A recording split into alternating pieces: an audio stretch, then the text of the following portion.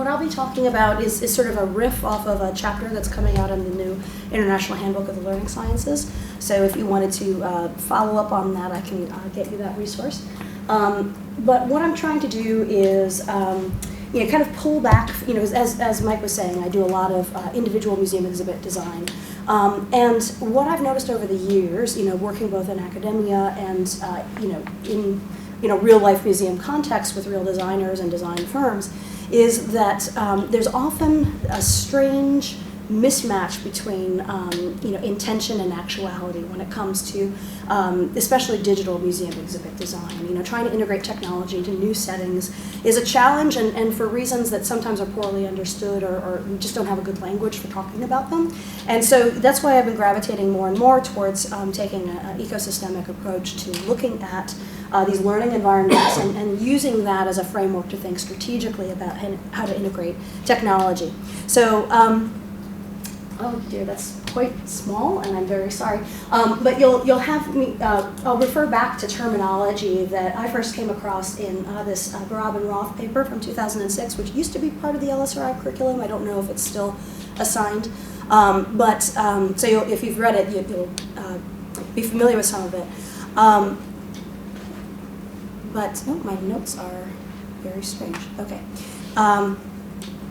In any case, they have a way of defining what it means to take an ecosystemic perspective on learning environments. They say learning environments are meaningfully structured, that is, functionally bound in a manner that supports and even specifies numerous possibilities for action for those individuals with the requisite experiences and intentions. So their paper is very much about looking at that intersection between the what they call affordances that are present in the environment and what they call the effectivity sets that learners bring to that scenario.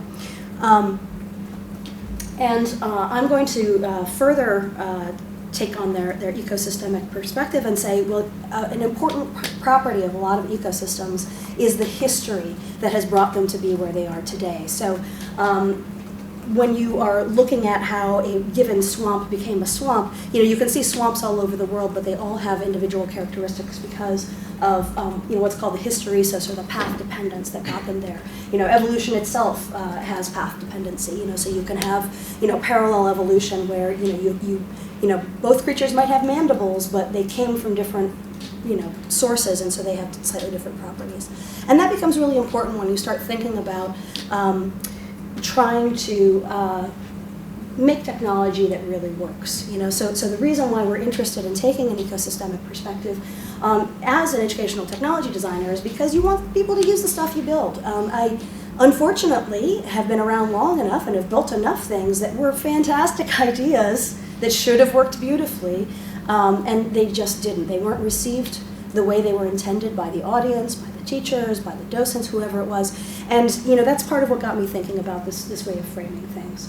Brown and Campione coined the term lethal mutations, the idea that, as a researcher, you can develop a really great curriculum that works really well under controlled circumstances, but then you put it in the hands of practitioners, and when they start adapting it, they might do it in such a way that they're uninformed about the core learning theories, and they create these lethal mutations that don't allow the curriculum to do what it's intended to do. And I would say that similarly, designers are prone to what I call non-viable transplants. So that's an image of a desert that then somebody put a lawn in. We see this all the time. A web-based forum worked great over here, we'll just use it over there. And you have to be very sensitive to how that environment got to be the way it is in order to have a transplant take root and succeed. So with that, let's get back to this path dependence. I'm going to give you a little bit of a history tour of museums in the Western world.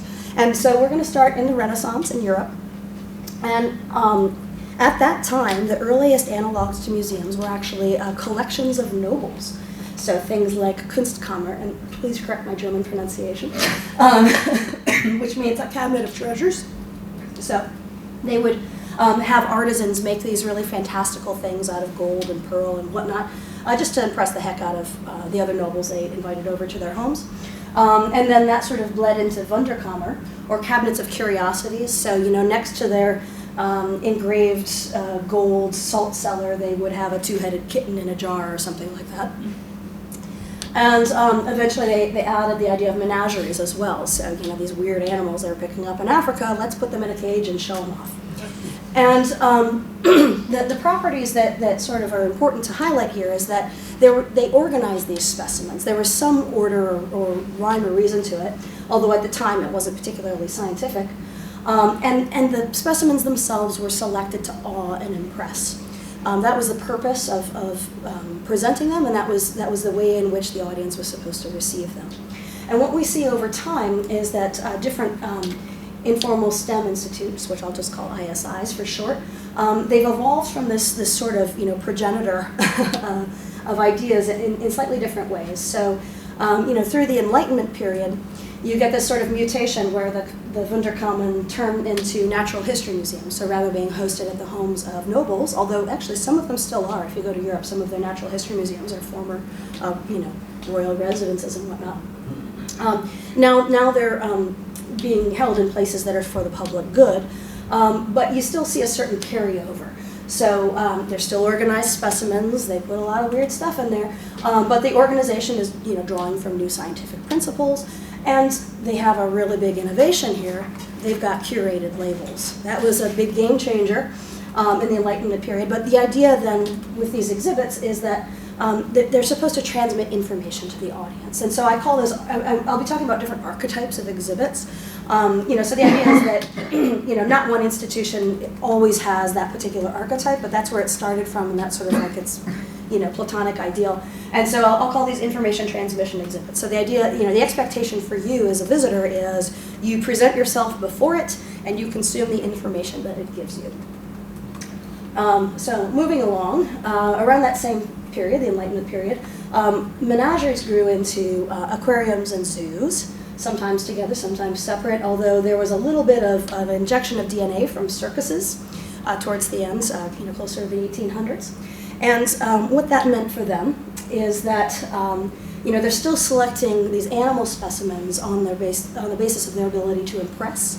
So there's a term that gets used in zoology and aquaria a lot, charismatic species. So great white sharks or elephants, or there are certain showstoppers that every institution has to have. And they're selected in the way they're presented. So you notice how they're being paraded around in front of this audience. Even though a lot of these institutions say their mission today is they're the modern day Noah's Arks, they're preserving genetic diversity, whatever. Nonetheless, there's still a lot of emphasis on trying to impress the audience. And so I dubbed this archetype of an exhibit an affective spectacle exhibit. So it's supposed to wow you. It's supposed to give you that sense of awe and wonder.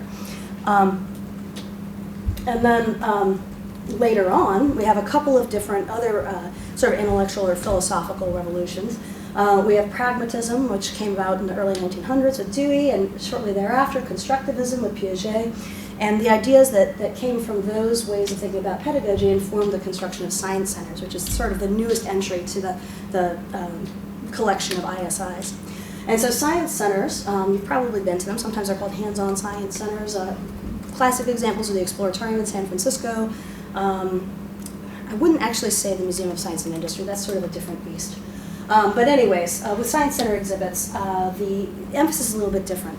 So the exhibits are meant to be interactive. So rather than just consuming information or being a witness to spectacle, you're actually supposed to interact with these exhibits, and they're supposed to showcase scientific phenomena and practices. So they're not presenting artifacts in the more traditional sense of a Wunderkammern or a Kunstkammern. And I would call this archetype of an exhibit a phenomenological inquiry exhibit. So you're supposed to dive into a phenomena. You're supposed to explore the scope and scale of a phenomena with these exhibits. And so, some of you might be wondering, wait a minute, I've seen hands-on exhibits in natural history museums. I've seen live animals in science centers. I've seen cultural artifacts in zoos. How can you say that these particular archetypes belong to these institutions? And I would say, yes, you do see crossovers. But I would ask you the next time you see them, pay attention. Notice if visitors are responding well to them or not. Because sometimes you'll see some really abandoned hands-on exhibits at zoos and things like that. And then the other thing you might want to pay attention to is look for the subtle changes that might have been made to the designs of these exhibit experiences so that they could fit better into their new homes. And I think you'll find some, certainly the ones that are being used. But this is sort of speaking to this larger issue of, well, how do you know how you can transplant exhibit ideas or educational technology ideas. What are these design aspects that are transplantable? And so this is where I go back to the idea of using an ecosystemic phrasing. So in museum theory, they love to draw attention to the fact that a museum learning environment has physical components, it has cultural components, it has social components, and these influence the way visitors respond to these particular informal learning offerings. Before I get too deep into this, is the term affordance familiar to everybody? Should I define it for anybody? Would anyone like to? No?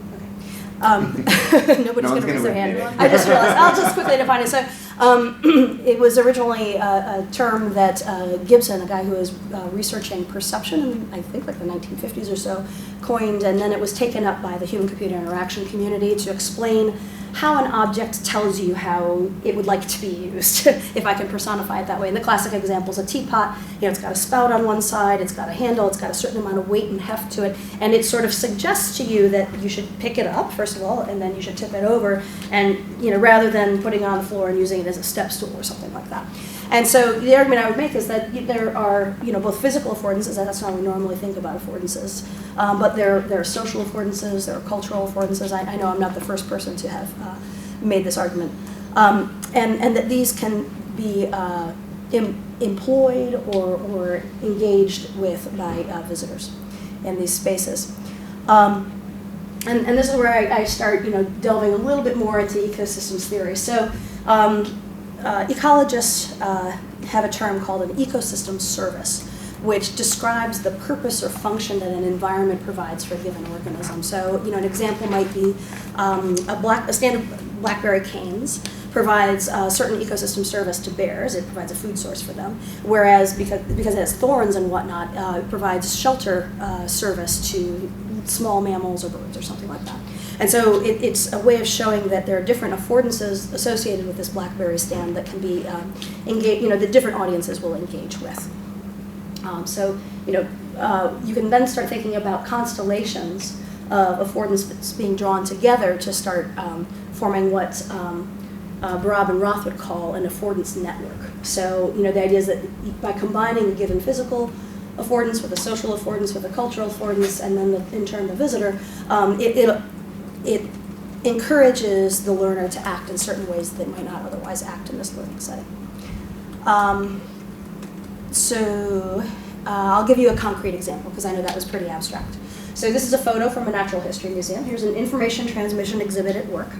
And I'm going to highlight some of the affordance networks that are present in this space. So first of all, let's talk about some of the physical affordances. And I'm only going to highlight a few because if you really think about it, you can find a lot of different things. So the primary one is we've got a specimen. So there's a preserved skeleton up there, and it's mounted on a dais, which suggests, hey, you should look at me. I'm in your eye level height. Pay attention to me.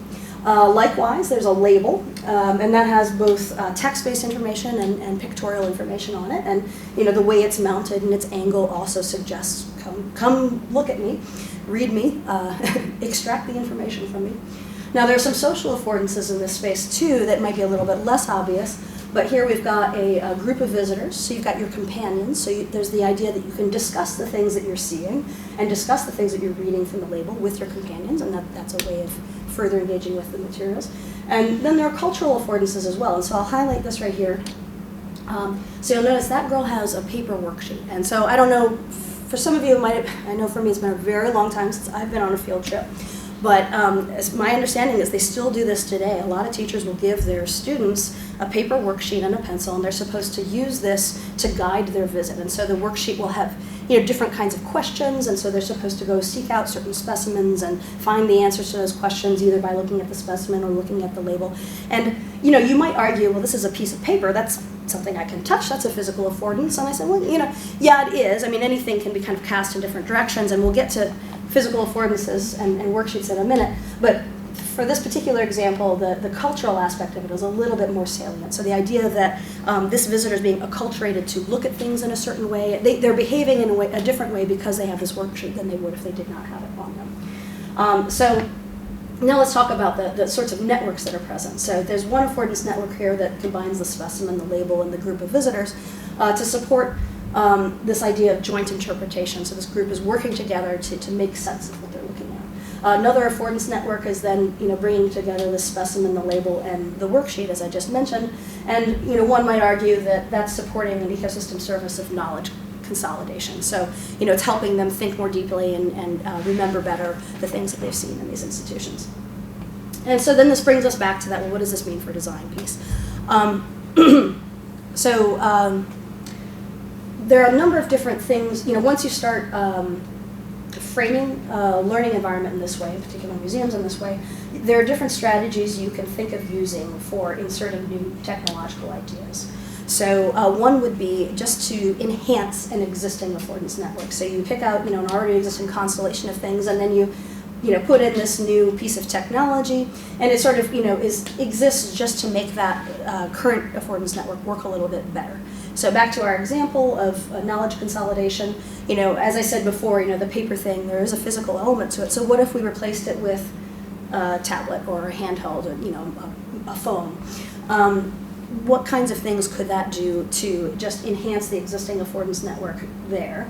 So that smartphone could be used to streamline a lot of the tasks that are already associated with this learning activity. It can track which items still need to be done. It can give access to maps of the museum so they have a little bit easier time navigating to the specimens they need to inspect.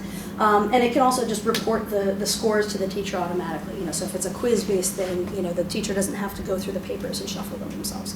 So it's a pretty straightforward use of technology. These kinds of things are often more easily adoptable because you're not asking anyone to change their practices too much.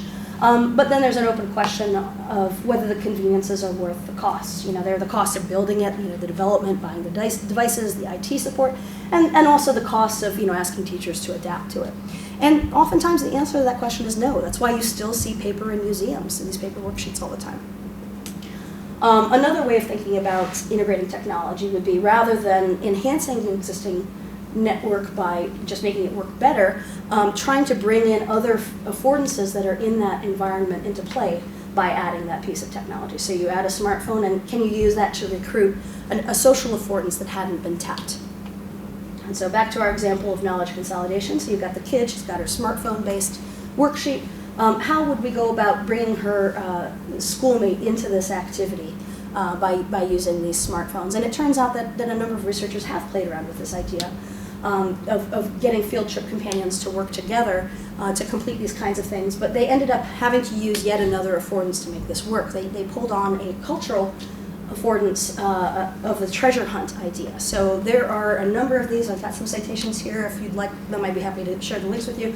And they have different ways of approaching this idea of having kids go on a treasure hunt through this institution, and they gamify it a little bit so that they're encouraged to talk to each other and work together and strategize. And so, these kinds of gaming conventions then are a new cultural affordance that also has to be added to this constellation to really recruit that social affordance of the conversation between companions. But when you're doing this, you have to be a little bit cautious because, especially with cultural affordances, they have their own embedded affordances that might not do exactly what you want. So the intended effect of incorporating this treasure hunt is to motivate the learners to explore things, collect information together, maybe discuss it. But there are some other things that come along with that. So there's this sort of cultural mindset that Pokemon Go has encouraged, this idea of collecting things. And that kind of puts kids in a different frame of mind. So it's what I would say is exogenous to the ecosystem service of knowledge consolidation, and that's a really nice way of saying the kids get caught up in the game and they could care less about the information. So it sort of distracts from the intended knowledge consolidation effect. And so that sort of prompts the question, well, could the designers have made a different choice? Can you choose a gaming convention that will support knowledge consolidation endogenously as opposed to exogenously? So, something that's a little bit more innate to the activity as opposed to a side effect. So this is, I'm sure some of you guys have, run across things that have been gamified in really poor ways, and that's sort of what I rail against here. So here's a different gaming convention. So have you guys ever played the game Set? So yeah, you're supposed to, look at these cards and figure out how many different combinations of I think it's triads, right? 3 different cards form a set. So 3 different green cards, or 3 cards that have ovals, or 3 cards that have 2 shapes on them, or what have you. And yeah, just add an example on the screen. Well, so some researchers had a really interesting idea. What if we did this with a natural history museum? So can you guys find a set amongst these things here? A property in common? Yeah. You can do they're all different species with 3 of them, bird, fish, reptilian, that sort of thing. So you could do birds. Yeah, distinct. You could do reptiles. No, but I mean, you can say they're all different. That's the problem. Oh, all different. That could be the set. Yeah, I think that's one of the rules from the original game too. Legs? Yeah. Legs? I wasn't going that sophisticated. I was just looking for birds. Legs. Yeah, exactly. Or you could say extinct.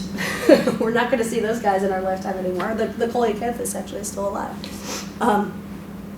And what this might do is encourage closer examination and comparison of artifacts that wouldn't be taking place under the more traditional treasure hunt style activity. And so, as a designer, this is just something you need to really be aware of. Are you trying, are you encouraging a surface level activity that doesn't tap into the deeper ecosystem service, or are you really supporting that ecosystem service? And so these are the folks who did this kind of an activity. And so what they had them do is go through a museum using smartphones, and they could collect these things into sets. And the trouble was, once you used something, nobody else could use it. So then you're being pushed as a learner to find more and more interesting connections across things. It's like, well, all I've got is an Archaeopteryx and an early typewriter. What could possibly be in common between these things? I actually don't know what the answer to that would be. They both have a Y. They both have a Y in them. Yeah. Exactly. But it encourages creativity too, and new ways of framing and looking at objects. So I mean, think about the kind of learning experience that a visitor would have with that versus the, more traditional, haha, I already saw the Dimetrodon and now we're all done, kind of thing. So these are the kinds of things that we want to do when we're incorporating and conscripting different kinds of affordances into our networks. Now I'm going to give you another example from an affective spectacle exhibit. So let's look at some of the affordance networks here. Now the picture's a little bit dim, so it's hard to see, but this is a touch tank, so there's some fish in there that the visitors are stroking, and the woman in the blue t-shirt who's leaning over is a docent or an explainer, depending on which institution. They have different names. And she's trying to point out things to people as they're, and probably trying to protect the fish as well. Excuse me, so if we look at some of the physical affordances, obviously we have the specimens, much like the Natural History Museum. We've got the tactile sensation of touching them. That's not something you often get from a Natural History Museum. We've got some social affordances. Once again, differently, this time we have the interpreter, but we also have the social group of companions. So that shifts what's possible and what you can draw upon as a designer. And then as far as cultural affordances go, this is an affective exhibit, so you've got emotions. The way people feel is important to these institutions. People are expecting to have feelings. So how might you, conscript these kinds of things? So, one thing you might say is that you are trying to evoke empathy. That's actually a goal of a lot of zoos and aquaria. They want people to care about animals because they believe that that's going to translate into better environmental stewardship, for example. And so, empathy is usually thought of as being between a person and a critter. But you can think about it being a more distributed network where you've got multiple people sharing this experience of touching this fish. And it's sort of like when you share something with somebody, it becomes realer, the emotions are enhanced, that kind of thing. And so, as a designer, how might you want to try to take advantage of this to encourage conservation attitude change? That's an ecosystem service they would like to provide, but it isn't always supported as well as they might be able to. You can bring in the interpreter and they can help. That's usually what they try to do. But maybe we can try to support this activity a little bit better because usually people don't respond. And things have changed a little bit, but certainly when I was younger, you'd go to a zoo, you'd see the lovely leopard exhibit, and at the end of the exhibit, there was always that poster of all the depressing stuff that people do to kill leopards. They don't do that so much anymore, but that used to be the going, like, now you care about them, you love this animal, feel bad that they're dying, don't buy purses with leopard skin on it or whatever. They don't do that anymore for reasons, but nonetheless, as institutions, they still want to support this idea that because we care about these animals, we shouldn't buy products with palm oil or whatever the intervention might be. So how can we incorporate a new physical affordance, the technological affordance to support this desired ecosystem service, you might sometimes have to create a completely new network. So rather than making an existing network more efficient or conscripting stuff into an existing network, you might have to kind of reshuffle the pieces and bring other things to bear into the scenario to make it work. And so this is an example from my own work, not that it worked particularly well because there were issues with deploying it, and we can talk about that after the talk if you'd like. But I just want to use this as a way of showing how you can try to shake things up. So, if what we're trying to do is support evoking empathy with this new affordance network, the physical affordances that we ended up using for this is we created our own first-person polar bear game. And Tom was a part of this project too, so I have to shout him out. Where kids would stand in front of this very large screen, and it was a immersive 3D environment of the Arctic that they would walk through. They had weighted gloves on their hands, so they looked like big furry polar bear gloves. And we did a lot of work actually to make sure that the weights that were placed in the gloves would induce a certain amount of effort in the kids.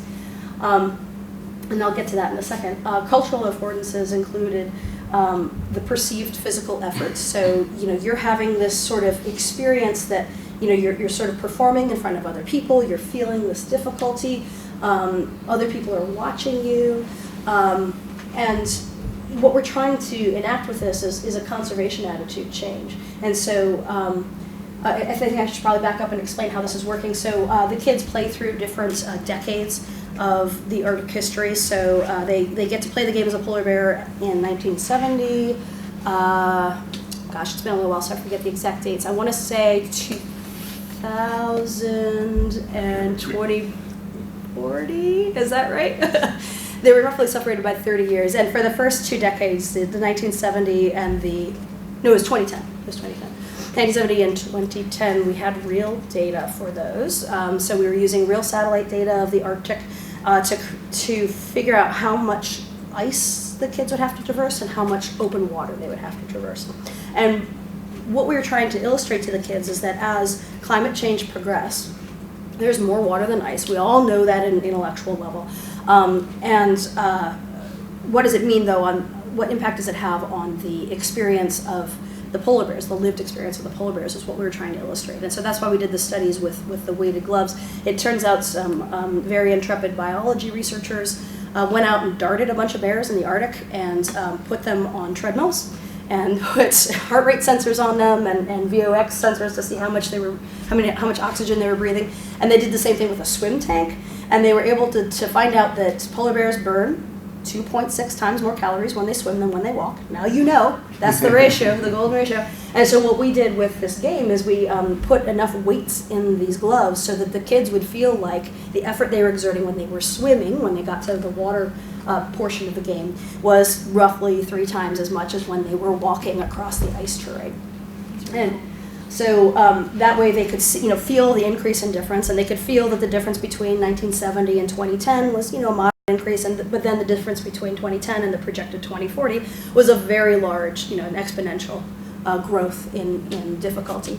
And so, as a way of getting at some of the concepts of climate change, so when we looked at the research concerning what's hard about understanding climate change and why it's something we need to be concerned with, people just don't grok the idea of exponential growth. It's very hard for us. We're used to linear models, so it's just not something that sinks in very well with us. And the other thing we're not used to is variability. And we started getting into that by recruiting the interpreter to help visualize the data. So there they have an iPad that was being fed live data from this person who's exercising, so we're getting their estimated calorie burns, and so they can plot how much the rate of calories burn is changing with the different terrain, but then they can also plot how different visitors, how many calories they burned over a number of different episodes. And so you see a certain amount of natural variation. So one kid might attack that 1970 level with a vengeance and end up burning way more calories than is typical, so he'd be a little bit of an outlier. But by and large, you get a couple hundred visitors coming through and you get a pretty clear trend of that burn. And it gives the interpreter in a way of talking about what it means when, say you're looking at climate change data. There's a lot of variability. Climate change deniers will often say, aha, we'll see in 1963 we had this really cold winter, therefore climate change is not real. And it sort of lets you talk about trends versus instances. Anyhow, these are all the kinds of things, none of these things were there in a zoo. These are completely new affordances that we're introducing to try to get at this idea of conservation attitude change, that this is really this is very unpleasant experience for the polar bear. Yes? Do you build into your designs if the client does you don't believe, says something like you don't believe in climate change, then you have a series of responses, and if they do B, you have a different series of responses? Well, that's a really fascinating idea that we wrote several grant proposals to try to get funded. I wish you had been on the review panel. Funny you asked that question. Yes, we definitely thought about it. And yeah, there are different communication strategies you can use. In fact, one of the reasons we chose to do this in an affective way, so this idea of perceived physical effort is like you interpret that through cultural lenses that are different. It's not an intellectual experience, and you're watching other people sweat, and that affects your view of these things. Because unfortunately, the research shows the more information you give people about climate change, the more likely they are to become more skeptical about it. So it put us in a weird space as learning sciences researchers, because we were asking ourselves, well, so are we making propaganda? Is that what we have to do? Because emotion did affect people. And we didn't just want to do propaganda in the sense of look at the photographs of the sad polar bears perched on the icebergs kind of thing. We wanted to really make it a little bit more concrete. But anyhow, so this is a hell of a constellation of affordances that we had to put together. And in this case, we actually didn't do the best job. We had a little bit of lethal mutation here. So you'll notice, here's an interpreter, and there's the would-be player, and they're not wearing the weighted gloves. We discovered they stopped having the visitors wear the weighted gloves. And to us, we thought, my God, this is the linchpin, this is the whole key. Oh, and they stopped, of course, showing the data because the data didn't show anything interesting. They didn't want to use the weighted gloves because they had to clean them, and they had to carry them because there was no storage at this location. So they had to carry these 6-pound gloves over, and it was just too much trouble. So they didn't see that this glove was an affordance. They didn't recognize it as a necessary affordance. They excluded it from the network, and everything fell apart, essentially. So they didn't get the perceived physical effort. So that means that we didn't support this idea of evoking empathy for the polar bear, which meant that our idea of promoting conservation attitude change just didn't come to fruition the way we'd hoped. I mean, they probably got some of the ideas from what the interpreters were saying, but it just sort of ruined our intentions. And so the lesson to be learned from this is that, not that you shouldn't try to put an entirely new network. That's a laudable goal. But when you do, by golly, you should be prepared that you're going to have to do some acculturation with the people that were using the exhibit. And in fact, the interesting thing about this is that we actually had the best, I don't want to use the term compliance, that doesn't sound right, but the interpreters who used the exhibit in the spirit in which it was intended tended to be the younger ones who had gotten trained, because we went into their training sessions. We knew that this would be an issue, and we trained them on how to use the game, and they did as they had been encouraged to do. And it was the older, more experienced, more expert interpreters who were more prone to dropping this important piece of the activity. And so I don't say that to slag on the expert interpreters. They were comfortable with a certain toolbox that the younger interpreters didn't have at their didn't have access. Yeah. In more experience, were they also significantly older? Yes. Whereas carrying something might have actually been a physically stressful thing? No, come on. You said weighted. I don't know how heavy the weights are. 3 pounds each. Oh, okay. That we're not talking. It was inconvenient, but not something. We're not talking like workplace hazards. It's a bag of hamburgers. OSHA wouldn't have been involved. It's a bag of hamburgers. Yeah, that's a lot of hamburgers. You must eat like Donald Trump.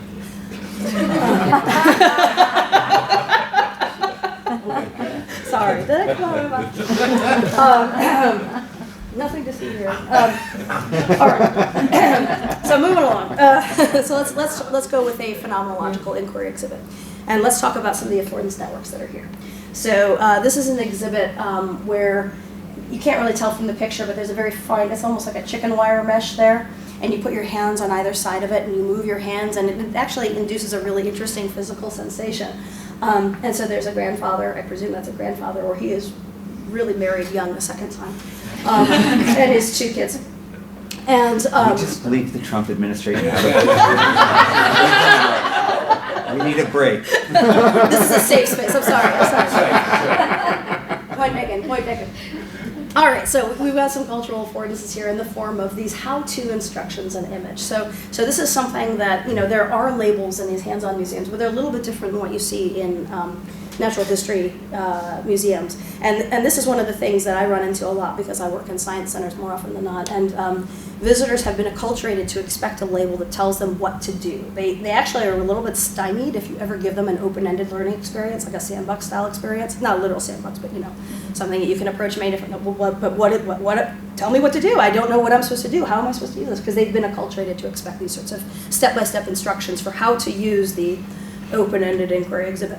I have feelings about that, but anyways. We've got some physical affordances here in the sense that there's a manipulative, the thing that you touch with your hands. There's the phenomenon itself of what you're feeling with your hands. Some social affordances would be, again, the companions. But also the visibility of the companion's actions. And I don't want to underplay this because you notice they designed this in a really particular way, right? Where you can see through it. It's large enough that you can see your companions. You can see what they're doing. You can see where their hands are moving. There aren't any barriers for eye-to-eye contact. And that's rather important. But, what all this is doing is it's supporting just exhibit operation, how to use the darn exhibit. So, we've got Grandpa here, and we're going to recruit him into this to, read these instructions. And you notice that those instructions are adult eye height, not child eye height. And, the expectations are that he's going to relay this. He's demonstrating for the kids. He read it, and he's going to show them how to get this done. And then the kids, are conscripted into this activity as well. So the other ecosystem service that's happening here is joint interpretation. So you can have lots of, ecosystem services that are kind of cooperative. What you could think about doing is adding technological affordances to create a completely new ecosystem service if you wanted to. Oops. Sorry, my little animation I cut short. Anyways, so before we had talked about creating new networks, now we're talking about creating new services entirely. So when I say creating a new ecosystem service, that means serving a purpose that hasn't been served in this setting before. So it's a rather risky thing to do because you're asking people, basically you're giving a problem they've never tried to solve before. But here's another example of an exhibit that I worked on at NISI, where we created I'll explain how it works and then I'll get into what all the affordances are. So this is a game called Oztok, which is an Aztec word for cave. The premise was that there was a cave that had been previously undiscovered, an underwater cave that had these weird bioluminescent creatures that swam in it. And the biologists really would like to photograph and document these creatures, but they needed help. And they positioned, you, the visitor, are an electrical engineer. We need your help to design fishing lures, glowing fishing lures, to summon these creatures from the deep so that we can photograph them and catalog them. And you'll see that there are blocks on this table. So this is a touch-sensitive and image-sensitive table. The blocks have little, fiducial symbols on the bottom, so we know what's what and where it is. And on the top are different symbols that correspond to the symbols we use for electrical components, so batteries, resistors, lights, etc.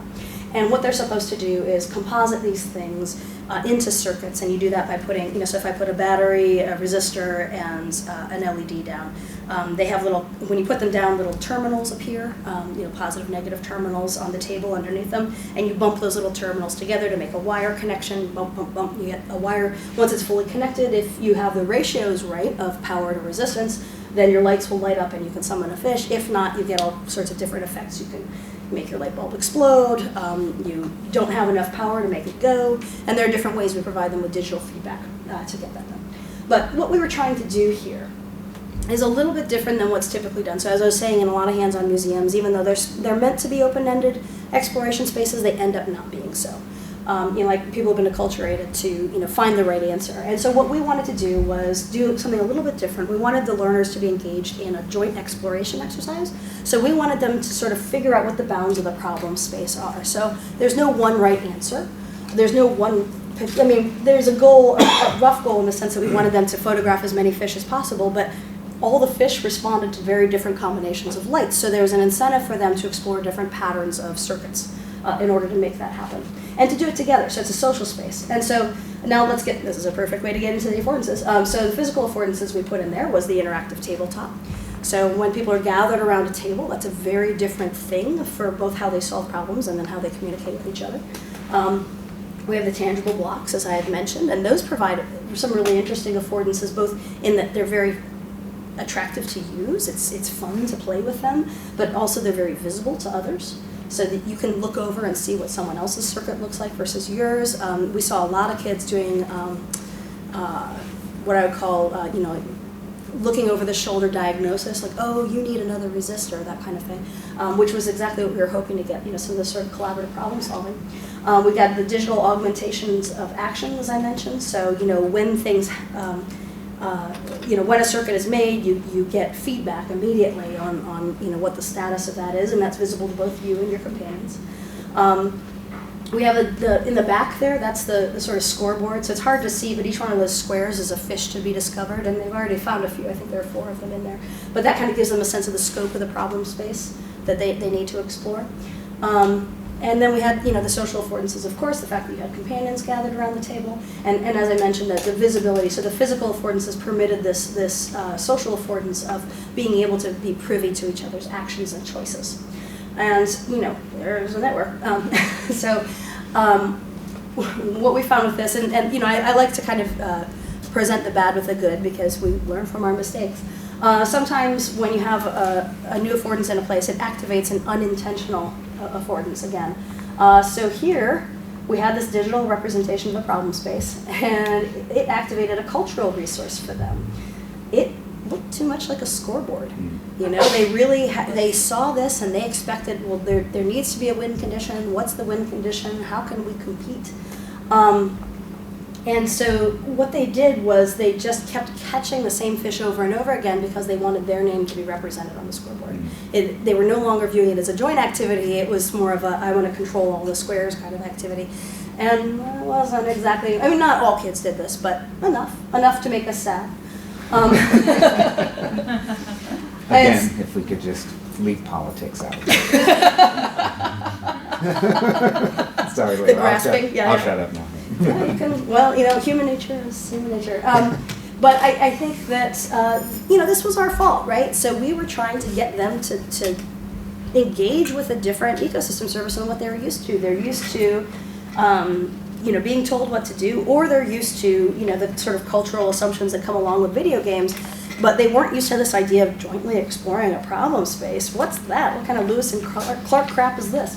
So they didn't know how to approach it, and we intentionally didn't put up signage to this effect because we wanted to see what they would do in response to this. We weren't expecting this particular outcome. But were we to make this a permanent exhibit, we would really need to make that much clearer with signs and take advantage of their expectations of being told what to do. To tell them, we expect you to do this open-ended thing here. Just to recap. Back to the issue of being a designer and what you can do with these way of framing different learning environments.